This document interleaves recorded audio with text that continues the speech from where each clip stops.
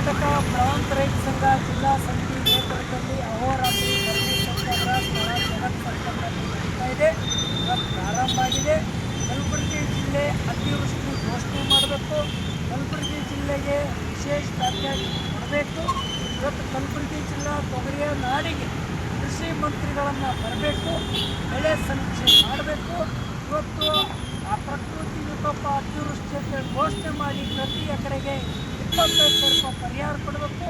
ರೈತರ ರೊಕ್ಕದ ಮಾಲು ಉದ್ದು, ಹೆಸರು, ತೊಗರಿ, ಸೋಯಾ, ಹತ್ತಿ ಎಲ್ಲ ಬೆಳೆಗಳನ್ನು ರೊಕ್ಕದ ಮಾಲು ಅಂತರ ನೀರ್ಪಾಲಾಗೋಗಿದೆ, ಮಣ್ಣಪಾಲಾಗೋಗಿದೆ.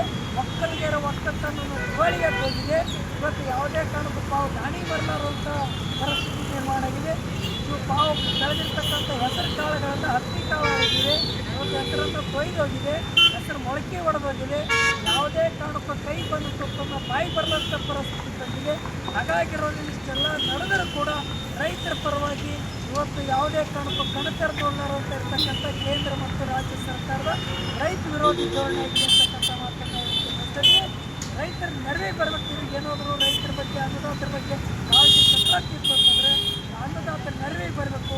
ಕಲಬುರಗಿ ಜಿಲ್ಲೆ ಕೃಷಿ ಮಂತ್ರಿ ಬಂದು ವೀಕ್ಷಣೆ ಮಾಡಿ ಕೇಂದ್ರ ಮತ್ತು ರಾಜ್ಯ ಸರ್ಕಾರದ ಪರಿಹಾರ ಕೊಡಬೇಕು ಅಂತಕ್ಕಂಥ ಮಾತನ್ನು ಒತ್ತಾಯ ಮಾಡಬೇಕು.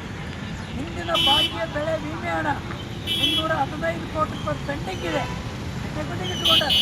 ಅದನ್ನು ರೈತರ ಖಾತೆಗೆ ಬೆಳೆ ವಿಮೆ ಹಣ ಬಾಕಿಯನ್ನು ಹಾಕಬೇಕು, ಅವ್ರ ಖಾತೆಗೆ ಜಮಾ ಮಾಡಬೇಕಂತಕ್ಕಂಥ ಮಾತನ್ನು ಒತ್ತಾಯ ಮಾಡ್ತೇವೆ. ಗುಲ್ಬರ್ಗ ಜಿಲ್ಲೆಯಾದ್ಯಂತ ರೋಡ್ ಒಡೆದಿದೆ, ಸತ್ಯಾನಾಶ ಆಗಿದೆ, ಪೂಲ್ ಒಡೆದು ಸತ್ಯಾನಾಶ ಆಗಿದೆ, ರೈತರ ಹೊಲಗಳು ಸತ್ಯಾನಾಶ ಆಗಿದೆ. ಇವತ್ತು ಯಾವುದೇ ಕಾರಣಕ್ಕೂ ಓಡಾಟಕ್ಕೆ ಬರುವಂಥ ಪರಿಸ್ಥಿತಿ ನಿರ್ಮಾಣ ಇದೆ.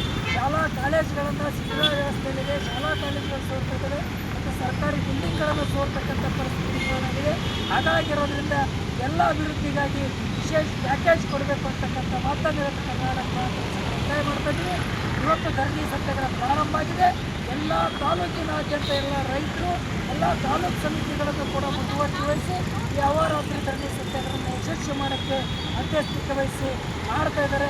ನಾವೆಲ್ಲ ರೈತ ಬಾಂಧವರು ಕೂಡ ಭಾಗವಹಿಸಬೇಕು. ಪಕ್ಷಾತೀತವಾಗಿ ಜಾತ್ಯಾತೀತವಾಗಿ ಈ ಒಂದು ಅನ್ನದಾತರ ನೆರವಿಗೆ ರೈತರಿಗೆ ನ್ಯಾಯ ಕೊಡಿಸೋದಕ್ಕೆ ಸಂಬಂಧಪಟ್ಟಂಗೆ, ಪರಿಹಾರ ಸಿಗೋದಕ್ಕೆ ಸಂಬಂಧಪಟ್ಟಂಗೆ, ಇನ್ಸೂರೆನ್ಸ್ ಸಿಗೋದಕ್ಕೆ ಸಂಬಂಧಪಟ್ಟಂಗೆ ಈ ಹೋರಾಟ ನಡೀತದೆ. ನಾವೆಲ್ಲರೂ ಕೂಡ ಭಾಗವಹಿಸ್ತೀವಿ. ಈ ಹೋರಾಟ ಯಶಸ್ವಿ ಮಾಡಿ ಅಂತಕ್ಕಂಥ ಮಾತನ್ನು ಒತ್ತಾಯ ಮಾಡ್ತೀವಿ.